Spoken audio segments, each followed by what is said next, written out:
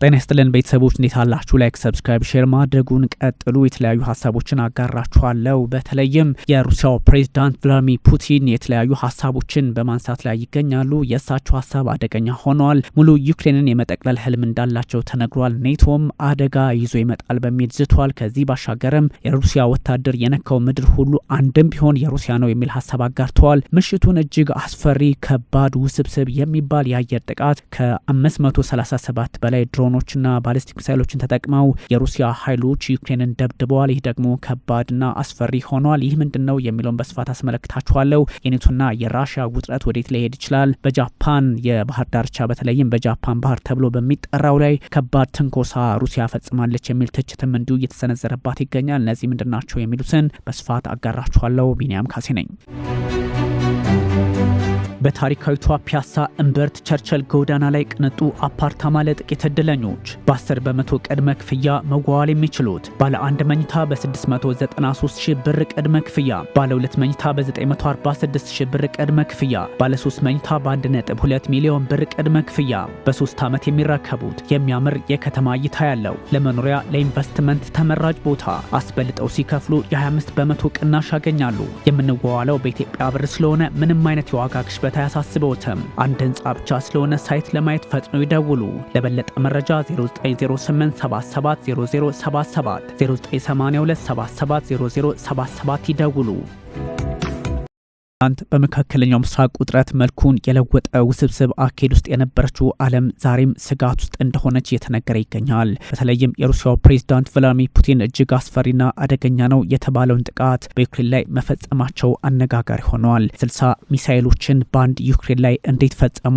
በርካቶች የተነጋገሩበት ያለው ጉዳይ ከመሆኑም በላይ የዓለምን ፖለቲካ መልኩን የለወጠ ሊሆን ይችላል እየተባለ ይገኛል። ያም ሆነ ይህ ግን አሁን ፑቲን የጀመሩትን ዘመቻ ለማጠናቀቅ በተለያዩ አቅጣጫዎች በተለይም ከ1200 ኪሎ ሜትር በላይ ድንበር ተዘርግቶ ጥቃቱን አጠናክረው ቀጥለዋል እየተባለ ይገኛል። ፑቲን ደግሞ በዚህኛው አጋጣሚ ማሸነፍ ልምዳቸው ሆኖ ይቀጥላሉ ወይ? በርካቶች ከግራም ከቀኝም የሚያነሱት ጉዳይ ሆኗል። ፑቲን የራሳቸውን መንገድ የመከተል አዝማሚያም ፖለቲካዊ ቁርጠኝነቱ እንዳላቸው ይነገራል። ታዲያ ምሽቱን 537 ሰው አልባ አውሮፕላን ድሮን ወይንም ደግሞ ሚሳይሎችን ተጠቅመው ጥቃት መሰንዘራቸው እጅግ አስፈሪ ሆኗል። ሙሉ ዩክሬን ሲደበደብ አድሯል። ከዛም ባሻገር ኔቶ ራሱ ጥያቄ እየተነሳበት ይገኛል። ምክንያቱም በምዕራብ ዩክሬን ጭምር በኔቶ ድንበር አቅራቢያ ጥቃቱ ተጠናክሮ በመቀጠሉ ይህን ተከትሎ ደግሞ የሰሜን አትላንቲክ የጦር ጥምረትና ፖላንድ ራሷ ተዋጊ ጀቶቻቸውን ለማሰማራት ተገደዋል። ይህም ማለት ሚሳኤል አልፎ ከገባ ጥቃት ለመሰንዘር በራሽያ ላይ ሆኗል። ራሽያ ደግሞ አካሄዷ ሁሉ ከትላንቱ ዛሬ ብርቱ ወታደራዊ አቋም ላይ እንደሆነች የሚጠቁም ነው እየተባለ በሚገኝበት ሰዓት ዶናልድ ትራምፕም በሩሲያ ፖለቲከኞቹ ውስጥ ያላቸውን አቅምና ፍላጎት ለመጠቀም አለመፈለጋቸው አስቸጋሪውና ውስብስቡ የዓለማችን ፖለቲካ መልኩን እየለወጠ ሊሄድ የሚችልበትን አጋጣሚ የሚጠቁም ያደርገዋል። የሩሲያው ፕሬዝዳንት ቭላድሚር ፑቲን በሁኔታዎቹ ራሳቸውን ለመቃኘት መሞከራቸው ደግሞ አንዳች መልካም አጋጣሚ ይፈጥራሉ የሚለውን የትራምፕን አስተዳደር ደግሞ ሌላ አይነት ገጽታ እንዲኖረው እያደረጉባቸው ይገኛል። በዚህ ደግሞ እነ ፑቲን የሚፈጽሙት ጥቃት አደገኛ ከመሆኑን ባሻገር በ1200 ኪሎ ሜትሮች ድንበር አሊያም ግንባር ላይ ግስጋሴያቸው መጠናከሩ እጅግ አስፈሪ ሂደትን የተከተሉ ያሉ ፕሬዝዳንት እንደሆኑ የሚጠቁም ያደርገዋል። ለዚህም ነው አንዳንዶች ዛሬ ፑቲን በርትተዋል አሊያም የከፋ ዓላማ ይዘዋል በሚል የሚተቿቸው። ከዚህ ባሻገርም ደግሞ ሩሲያን የታፈረችና የተከበረች ለማድረግ ከፑቲን በላይ ማን ብርቱ ክንድ አለ የሚል ማን ብርቱ ክንድ ያለው አለ የሚል ሀሳብ የሚያጋሩም እንዲሁ በርካቶች ሆነዋል። ለዚህ ነው የፖለቲካ እንደምታው ከትላንቱ ዛሬ ተወሳሰበ እንዲሁም በቀላሉ አይፈታም የሚባለው። ያም ሆኖ ግን ትራምፕ በራሳችን መንገድ እንቋጫዋለን ያሉ በሚገኙበት አጋጣሚ ጨዋታው አልቋል። ፕሬዝዳንት ቭላድሚር ፑቲን ማለታቸው እያነጋገረ ይገኛል። የትኛው ጨዋታ ከተባለ በአንድ አቅጣጫ የሚንቀሳቀሰው የአሜሪካም ሆነ የሌሎች ዓለማት ያ ማለት በጥቅሉ የምዕራቡ ኃይል ማለታቸው ነው ፕሬዝዳንት ቭላድሚር ፑቲን። ፕሬዝዳንት ቭላድሚር ፑቲን ይህን ይበሉ እንጂ እሳቸውም ላይ ጫናው የዋዛ እንዳልሆነ እየተነገረ ይገኛል። ቀይ መስመራችን ተጣሰ በሚል አሁን ቁጣቸውን እያሰሙ የሚገኙት የምዕራቡ ዓለም ፖለቲከኞች በተለይም ኔቶዎች ነገ ከነገ ወዲያ ምን ያደርጋሉ የሚለው ስጋት ለሩሲያውያን ሆኖባቸዋል። ምዕራቡ የፈለገውን ያህል ቢጠናከርም ወታደራዊ ዝግጅቱ ቢኖረውም ሩሲያን ማሸነፍ ፈጽሞ አይችልም የሚል መረጃ ከሞስኮ በኩል ሲወጣ የምዕራቡ ዓለም በተለይም እንደ ጀርመን ያሉት በጥቂት ዓመታት ውስጥ ከፑቲን ኃይሎች ጋር እንፋለማለን የሚሉ ድምጾችን አበራክተዋል። ሩሲያ በጃፓን ባህር አደገኛ የተባለውን የጦር ልምምድ ማድረጓ በተሰማበት አጋጣሚ ሞስኮ 537 የሚሳኤልና ሰው አልባ አውሮፕላን ጥቃት በዩክሬን ማድረሷ ተሰምተዋል። እንዲሁም 477 ድሮኖች፣ 60 ሚሳኤሎች ይገኙበታል ተብሏል። ምንም እንኳን 249ኙ አየር ላይ ተመተዋል፣ 226ቱ አቅጣጫ ለውጠው ወዴት እንደገቡ አልታወቀም የሚሉ መረጃዎች ቢኖሩም የዓለማችንን ውጥረት መልኩን የለወጠ አካሄድም አድርጎታል። የሩሲያና ዩክሬን ጦርነት በመካከለኛው ምስራቅ ሰሞነኛ ውጥረት ተሸፍኖ ትኩረቶች ሁሉ እስራኤል፣ ኢራን ሆኑ እንጂ የጦርነቱ ጉዳይ አንድ ሩሲያን ከ32ቱ የሰሜን አትላንቲክ የጦር ጥምረት ሀገራት ጋር አፋጦ የቀጠለ እንደሆነ ለመገንዘብ አያዳግተም። ምናልባትም የክሬምሊኑ ፑቲን የመካከለኛው ምስራቅን የፖለቲካ ምስቅልቅል ተጠቅሞ በኪየቭ ላይ ከባድ ድል የማስመዝገብ አዝማሚያ ያሳዩበትም ነው በሚል በምዕራቡ ዓለም የጦር ተንታኞች በተለይም እንደ ዋርዞን ያሉ የጉዳዩ ጥልቅ አዋቂዎችም መረጃዎችን በዚህ ልክ ሲያጋሩ ሰንብተዋል።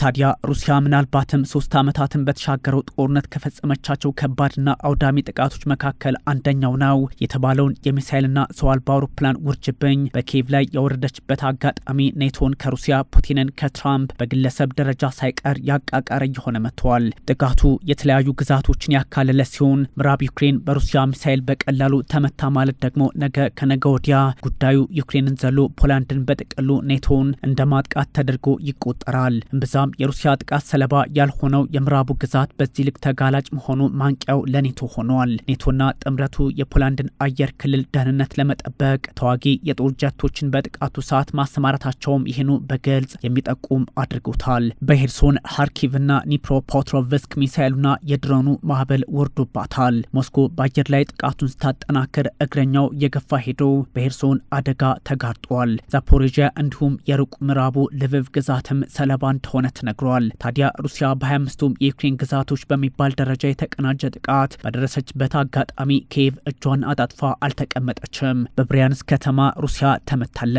ይህ ሁሉ ውጥረት በዩክሬንም በሩሲያም ላይ በርትቶ በቀጠለበት ሞስኮ እሁድ እንኳን በከፊል በሩሲያ እጅ የወደቀችውን በዶኔትስክ ግዛት የምትገኘዋን ቁልፍ ከተማ መጠቅለሏ ተሰምተዋል። ከ1000 ኪሎ ሜትር በላይ ግንባር በተዘረጋው ጦርነት በሁሉም አቅጣጫ ወደ ኪየቭ ገፍቶ ቁልፍ ግዛቶችን ለጦሩ መሰረት እያደረገ መጥቷል የሩሲያ ጦርም ተብሏል። ምንም እንኳን ፕሬዚዳንት ቭላድሚር ፑቲን የሩሲያ የሆነው ሁሉ የሩሲያ ነው፣ የሩሲያ አንድ ወታደር የረገጠው ምድር ሁሉ የኛ ነው በሚል ስጋት ያዘለ መልእክት ለዓለም ቢሰዱም አሁንም ለድርድር በራችን ክፍት ነው ማለታቸው ተስፋም ስጋትም እንዲኖር አድርገዋል። በተለይም ፑቲን በቆየው ልምዳችንና ወጋችን እንዲሁም ህጋችን እኛ የረገጥነው ሁሉ ወደኛ እንጂ ሌላ ትርጉም የለውም ማለታቸው ዘለንስኪ ፑቲን እንዲህ ናቸው የሚል አረዳድ ዓለምና ህዝባቸው እንዲኖራቸው እድሉን ተጠቅሞበታል። በዛ ላይ ፕሬዚዳንት ፑቲን የዩክሬንን ህዝብ እንደ ሩሲያ ህዝብ ነው የማየው ማለታቸው ሚሃይል ጎርባቾቭ በነ ሮናልድ ሬገን የፖለቲካ ቅኝት ውስጥ ወርቀው ያፈረሷትን የባለ 15 ሀገራቷን ስብስብ ሶቪየትን ማምጣት ውጥን እንዳላቸው ያስረግጣል የሚል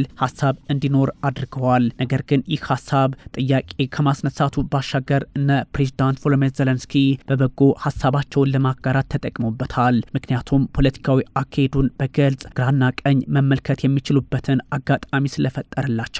ቭላድሚር ፑቲን ይህን የማድረግ ወታደራዊም ኢኮኖሚያዊም አቅሙ አላቸው ማለት አዳጋች ቢሆንም ዘለንስኪ ግን በተለይም ምዕራቡ ይህን ግምት ውስጥ ማስገባት እንዳለበት ለማስገንዘብ ጥሩ አጋጣሚ ሆኑላቸዋል። ፕሬዚዳንት ቮሎዲሚር ዘለንስኪ በዚህ አያያዛቸው ፑቲን ከዩክሬን ባሻገር ባልቲኮቹ ሊትዌኒያ፣ ላትቪያና ኤስቶኒያ አይቀርላቸውም የሩሲያ አጋር ነኝ ባይዋ የብቸኛዋ የአውሮፓ አምባገነን መሪ አሌክሳንደር ሉካሼንኮ ሀገር ቤላሩስም እንዲሁ የገፈቱ ቀማሽ ትሆናለች በሚል ስጋት ፈጥረዋል። ትርጓሜው ፑቲን የቀድሞ ሶቪየቶችን የሩሲያ ቋንቋ የሚነገርበትን ሁሉ መጠቅለል ነው የሚል ሆኗል። በተለይም የዩክሬን ህዝብ እንደ ሩሲያ ህዝብ ነው የማስበው ለምን አሉ ዘለንስኪን ከንክኗቸዋል።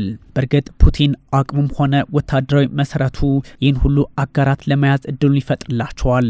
የዩክሬኑ ቁልፍ ወታደራዊ አዛዥ ኦሌክሳንደር ሲሪስኪ በ1200 ኪሎ ሜትር ግንባር ላይ በአንዱ ግንባር ብቻ 1111 የሩሲያ ጦር በዶኔትስክ ፖክሮቭስክ ከባድ ውጊያ ከፍቶብናል በሚል ስጋታቸውን አስቀምጠዋል። በዚህ አካባቢ በቀን ቢያንስ 50 ግጭቶች እንደሚደረጉ ተናግረዋል። ባለፈው መስከረም ላይ ከነበረው 70 ሺህ ጦር አንጻር ነው ዜሌንስኪ ከባድ አደጋ ተጋርጦብናል የሚል ማስጠንቀቂያ የሰጡት። የሰሜን አትላንቲክ የጦር ጥምረትም አብሯቸው እንዲቆም ዜሌንስኪ ጥሪ በማቅረብ ላይ ይገኛሉ። በሰሜናዊ ዩክሬን ሱሚ ግዛት ሩሲያ አዲስ ግንባር በመክፈት ጥቃቷን አበርትታለች። ምንም እንኳን መግታት ብንችልም በሚል ሀሳባቸውን ለማጠናከር ተገደዋል። የበጋው ጥቃት ማዕበል በዩክሬን ላይ ጀምሯልም ተብሏል። ሩሲያ በአሁኑ ሰዓት በዶኔትስክና ኒፕሮፔትሮቭስክ ወታደራዊ ድል እያገኘች ሲሆን ቅዳሜ ዚርካ መንደርን መያዝም እንደቻለች ተነግሯል። የዩክሬን ባለስልጣናት ሩሲያ በቀን ኢራን ሰራሽ ሻሂድ ድሮኖችን 200 ታመርታለች። ባለፈው ሳምንት ብቻ ከ23000 በላይ አነስተኛ ካሚካዚ ሰው አልባ አውሮፕላኖችን ተጠቅማለች በሚል የጥቃቱን ግዝፈት ለማሳየት ሞክራለች። ሩሲያ በአትላንቲክና በአውሮፓ ስጋት ፈጥራለች በሚል በዩክሬንና በሰሜን አትላንቲክ የጦር ጥምረት እንዲሁም በተለያዩ ኃይሎች እየተገለጸች ይገኛል። ኔቶዎች በጀታቸውን እያሳደጉ ባሉበት አጋጣሚ ወደ ጃፓንን ፑቲን ህልም አላቸው እንዴ በሚያስብል መልኩ አደገኛ ወታደራዊ ልምምድ አድርገዋል። የሩሲያ ተዋጊ ጀቶችና የባህር ዳርቻ የሚሳኤል ስርዓቶች እንዲሁም የተለያዩ የጦር መርከቦች በክሩዝ ሚሳኤል ታጅበው ልምምዳቸውን አድርገዋል። የጦር መርከቦቹና የሚሳኤል ስርዓቶቹ የሩሲያ ፓሲፊክ ፍሊት ኃይል ሀብት ሲሆኑ እጅግ ውስብስብ የጠላት ጦር ቢመጣ ምን ታደርጋላችሁ በሚል አረዳድ አደገኛውን ልምምድ አድርገዋል። ከሁለተኛው የዓለም ጦርነት በኋላ ቶኪዮና ሞስኮ በግዛቱ ዝግባቸው ምክንያት የሰላም ስምምነት ተፈራርመው አያውቁም። ሩሲያ የኩሪል ደሴቶችን በቁጥጥር ስር ስታውል፣ ጃፓን ደግሞ ሰሜናዊ ግዛቶቼ በሚል ከሩሲያ ጋር አለመግባባት ውስጥ አሁንም እንደሆነች ይታወቃል። ይህ ደግሞ ከዩክሬን ጦርነት ጋር አብሮ የሚታይ ሆኗል። ይህ ሁሉ ሁለንተናዊ ውጥረት ከፍ ባለበት ሰዓት ምዕራቡ የቱንም ያህል ቢጠናከር ሩሲያን አያሸንፍም። የውጭ ጉዳይ ሚኒስትሩ ሰርጌይ ላቭሮቭ ማለታቸው ወታደራዊ ዝግጅቱ እንዳላቸው የሚጠቁም ነው ተብሏል። ኔቶና አውሮፓ ህብረት ኪየቭን መሳሪያ አድርገው ሩሲያን ማጥቃት ይፈልጋሉ፣ እንደማይሳካላቸው እያወቁ የሚያደርጉት ነው በሚል አጣጥለዋል ሰርጌይ ላቭሮቭ። በተለይም ፑቲን ጨዋታው አልቋል ማለታቸውን ተከትሎ የተሰጠ ማሳሰቢያ መሆኑ ደግሞ ትርጉሙ የዋዛ እንዳልሆነ በግልጽ የተቀመጠ ጉዳይ ሆኗል። ታዲያ በመካከለኛው ምስራቅ ውጥረት ዓለም ስራ ስለበዛባት ፕሬዚዳንት ቭላድሚር ፑቲን የቤት ስራቸውን በዩክሬን ምድር ለመፈጸም ተጠቅመውበታል የሚሉ ድምጾች በበዙበት አጋጣሚ ፑቲንም የራሳቸውን መንገድ ሳይጠቀሙ እንዳልቀሩ አሁናዊ ግስጋሴያቸው የሚጠቁም ሆኗል።